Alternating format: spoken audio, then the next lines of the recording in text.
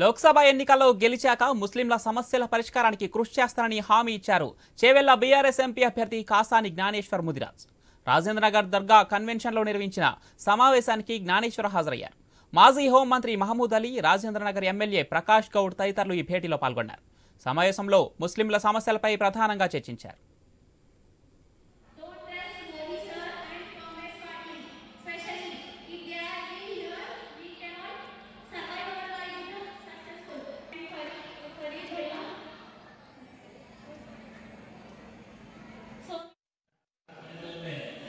जब इन लोगों का जो हाल बिगड़ गया, आप लोग मालूम होना चाहिए जो जैसे आसाम में जो बस लेके जो इलेक्शन में निकला 6 महीने में जो जनता करे जो इलेक्शन का मीटिंग हुआ कल रात को पब्लिक आया, फिर साथ जो अभी बस को निकल रहा जिधर भी देखो रात में पब्लिक हम जो एक गलत कर रहे वो गलत कर रहे